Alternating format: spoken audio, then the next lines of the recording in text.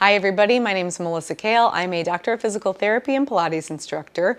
Today we're going to learn how to stretch your quadratus lumborum muscle, which is a deep muscle in your lower back. It can get tight and feel very uncomfortable with various types of low back pain.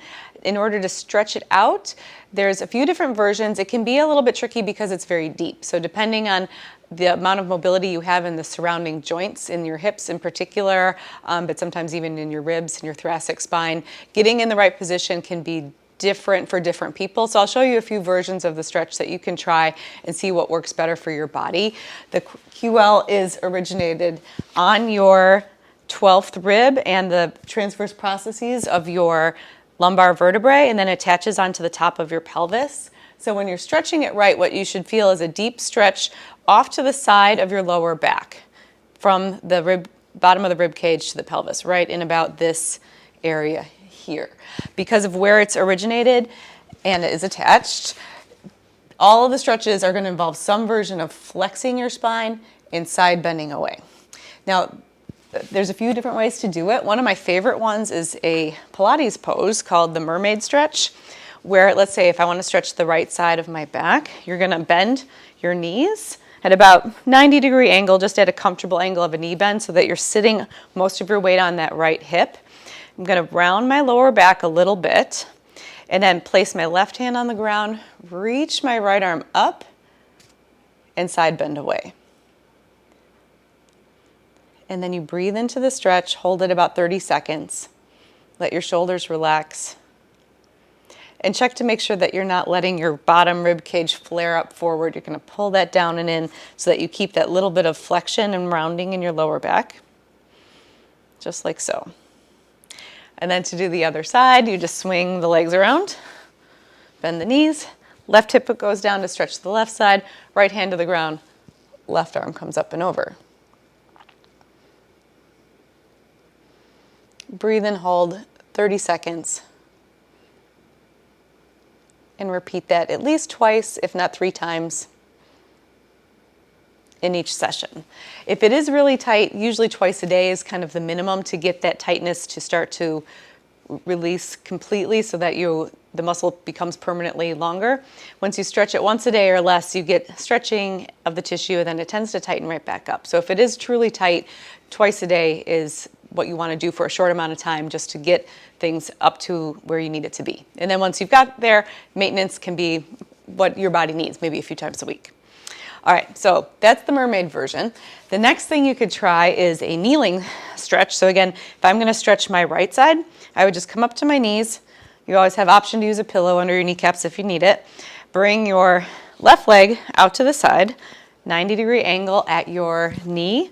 Let your left elbow rest down on the knee. Still going to do that tilt of the pelvis, tipping it down. So here, I'll show you from the side.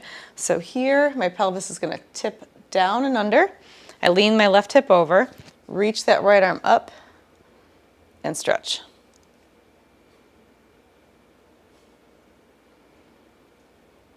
And again, hold it 30 seconds while you're breathing. Good. Now, a little bit more an advanced version, if you have more hip mobility, is you can do a 90-90 position of your hips. So a 90-degree angle at your back leg and a 90-degree angle at your right knee. So your back knee and your right knee. And then from here, you can feel how having my right leg forward like this kind of naturally pulls me into that posterior tilt of my pelvis and flexion in your lower back. Gets a little stretch in the hip as well. Then left hand goes down, right arm comes up, and then I side bend away from that right leg.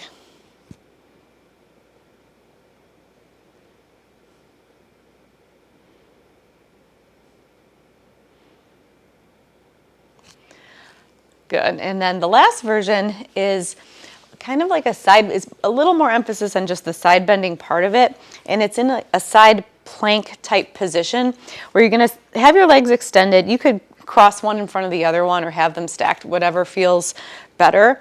And then you're going to roll so that you're right on like the bony part of your hip here. And then using your hands for support, walk your hands out a little bit until you feel a stretch here on that side part of the right side of your waist. And you may have to explore, depending on how, if you're very tight, you may even feel some of this stretch on your elbow. Or if you need to go a little deeper, you prop yourself up onto your hands. Probably don't want to go with your hands too close. You'll just kind of blow past it and end up flexing at your hips. So the angle at your hip is going to stay straight here, and you're just side bending at your waist. So you almost have to think about leaning forward a little bit more. Keep the tailbone tucked underneath you. Let your waist, like this midsection, the space right between your bottom rib cage and your pelvis, let that area start to sink down to the floor till you feel a pull on the side of the waist and that deep muscle in the lower back. Hold it as you breathe, 30 seconds. And rest. Great, so that gives you 4 different versions of stretching your quadratus lumborum. There's actually even more than that, but those are some of my favorites to give a try, see how it feels. If you have any questions, leave them in the comments below. If you found like this was helpful, but you need more assistance in getting where you need to be, getting an evaluation by a physical therapist would be the best way to know what to do next. Sometimes these muscles are tight, not just because they need to be stretched, but because there's other dysfunction in the body.